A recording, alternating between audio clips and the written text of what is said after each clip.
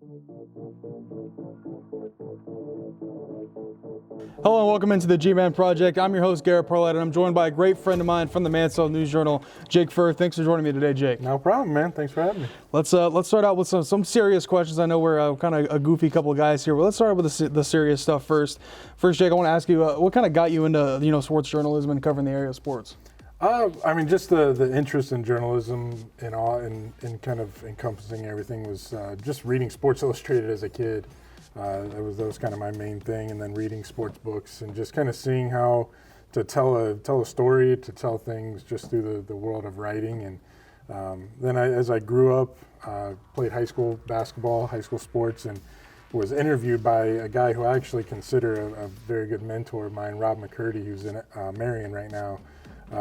After a game my sophomore year, he interviewed me for a story, and I kind of read that story and just kind of was really taken back by how he kind of painted a picture of everything, and I was like, man, that guy's got a pretty cool job. So that's kind of what got me into it. So, well, I know you've covered tons of games throughout the entire state of Ohio. Do you have a favorite event or a favorite game that you've covered throughout your time? Man, I really enjoyed the Lexington run in 2018 to the state Final Four in boys basketball. That was a lot of fun, just going to BG for those 2 games and just seeing the kind of how everything kind of came together for that squad. Covering Taylor Huff in girls soccer, man, it's so different to watch soccer now compared to Taylor Huff soccer is what I usually call it whenever we're at a game. So, following her career was a lot of fun. Following Cade Stover's career was a lot of fun. Just and like a baseball run.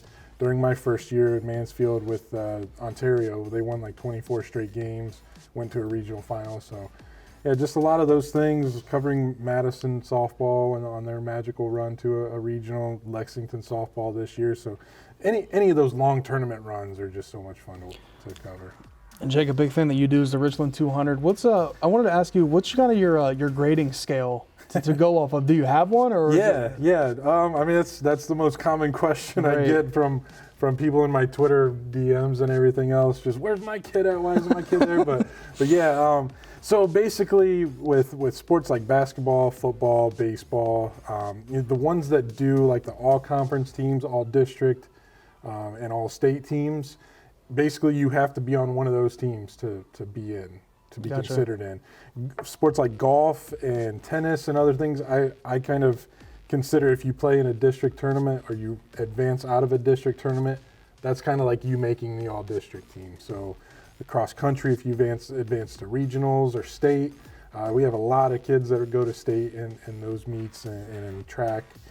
So it's kind of a give and take kind of thing. It's tough to nail down 200, but if you get on like an all postseason kind of team, you're considered in, and I just kind of try and rank them that way as best I can.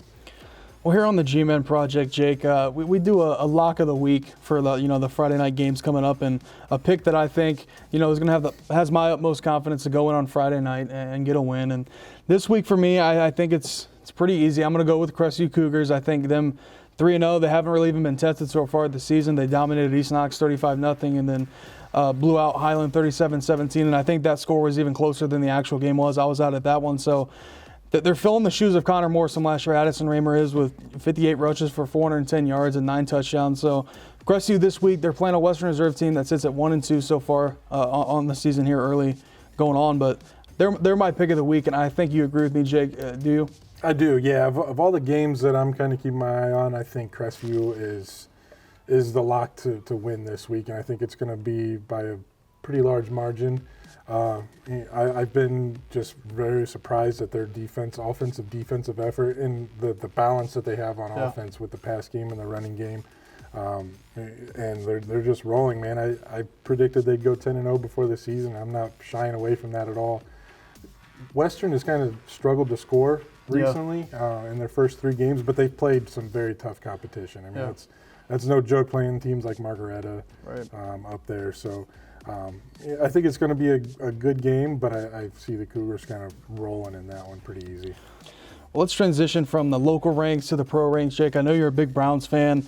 Obviously, the whole offseason's been kind of a whirlwind with Deshaun Watson and everything else, but I kind of want to push that to the side. I think we've all talked about that just quite enough. But what happens now with the Browns and Brissett?